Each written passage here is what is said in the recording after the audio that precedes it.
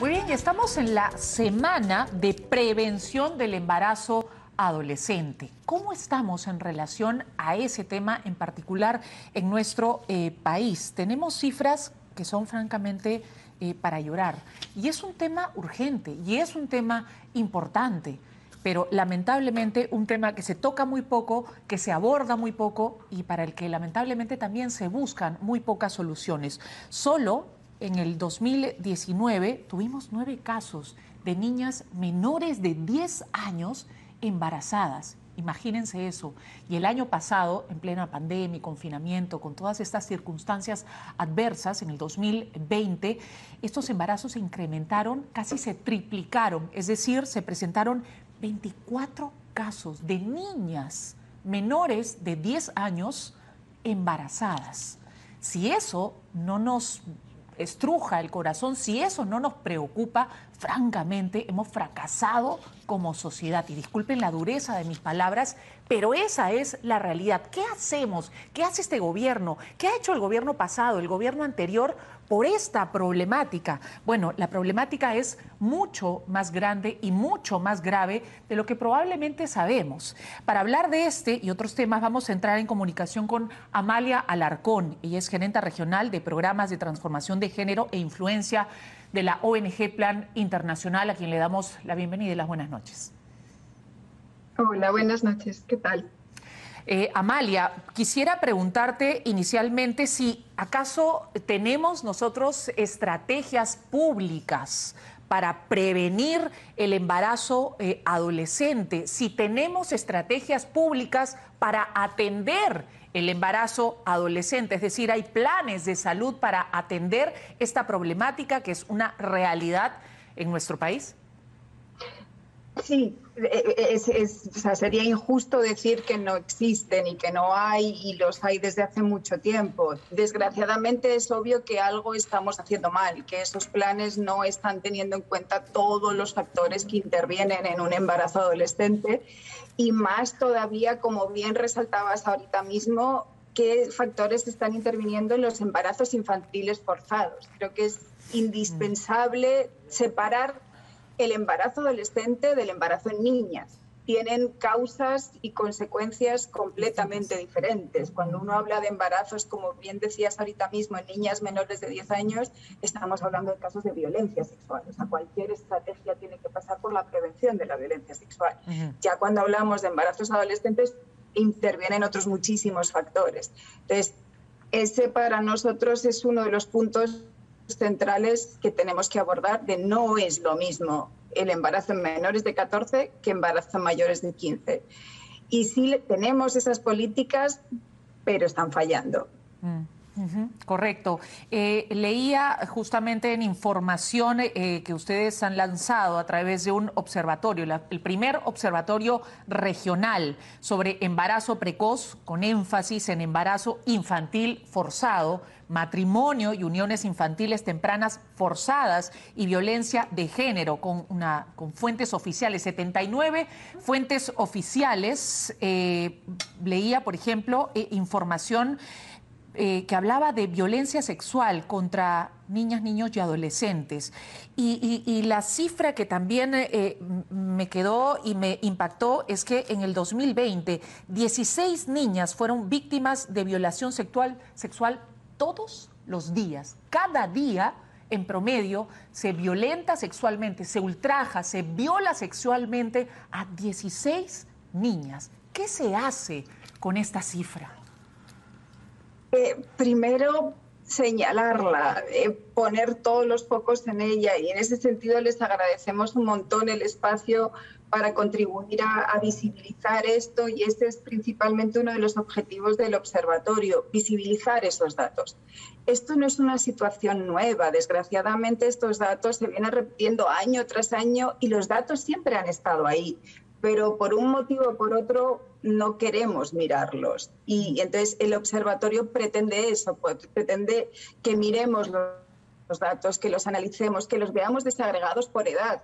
Cuando hablamos precisamente de violencia sexual, solemos imaginarnos una cara de una mujer adulta. Desgraciadamente en Perú, si uno mira los datos desagregados por edad, entre el 70 y el 75% en función del año de los casos de violencia sexual son en menores de edad. Entonces, ¿qué estamos haciendo? O sea, nuestras políticas de prevención de de violencia sexual tienen que tener cara de niña, porque las principales víctimas de la violencia sexual son niñas. Y eso no lo estamos queriendo ver, pese a que los datos están ahí desde hace tiempo.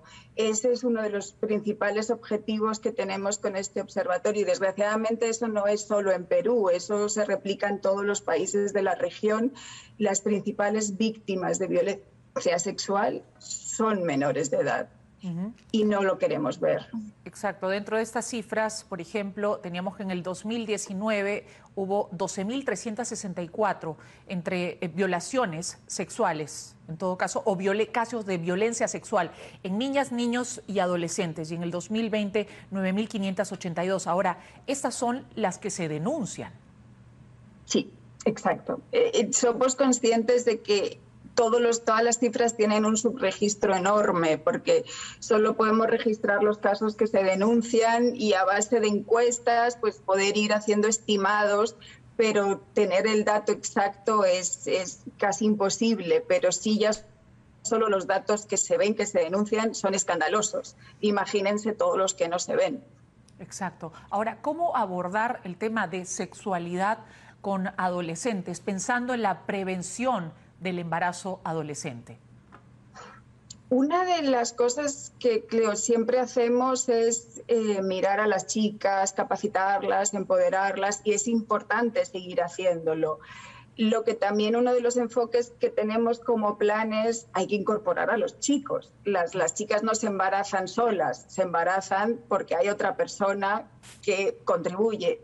Muchas veces contribuye desde la violencia. Entonces ahí hay que poner estrategias fuertes de prevención de la violencia, pero hay otros muchos casos, en casos de embarazos adolescentes, que sí son de relaciones consentidas, donde no ha habido acceso a métodos de anticoncepción, donde no ha habido educación integral en sexualidad, donde falta mucho tema de educación, que es lo que hay que seguir reforzando.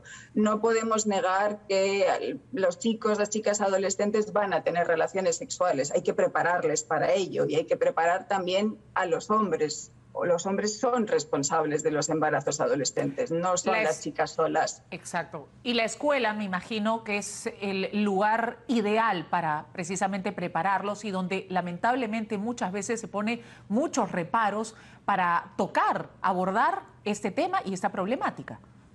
Sí, efectivamente sí existen un montón de propuestas, y no solo nuestras como Plan Internacional, también existen de multitud de organismos internacionales, de propuestas, de currículas de educación integral en sexualidad, que están además muy bien desarrolladas por cada grupo etario. No es lo mismo lo que le vamos a enseñar a una niña o un niño de 9 años que a una niña o un niño de 18. Entonces sí, todas estas propuestas tienen ese enfoque etario que es indispensable, pero claro, hay que asumir esa responsabilidad de parte de las instituciones públicas para establecer esos procesos. ¿A partir de qué edad se debería abordar el tema sexual, digamos, con menores? Pues claro, si uno lo mira solo como algo sexual, puedes pensar es mucho más adelante, pero cuando uno habla de procesos integrales, de educación integral en sexualidad, empiezas desde chiquitos hablando de las relaciones afectivas con los demás, de las relaciones de respeto de los demás, que empiecen a identificar qué es la violencia, qué está bien, qué está mal, incluso desde muy chiquitos que aprendan a que pueden denunciar a una persona de confianza si les pasa algo con lo que no están a gusto. Eso forma parte de la educación integral en sexualidad, y se puede y se debe empezar desde muy chiquitos, porque si uno mira los datos de violencia sexual, también están en niños y niñas muy pequeñitos. Entonces, uno no tiene que ver la educación integral en sexualidad única y exclusivamente como el acto sexual.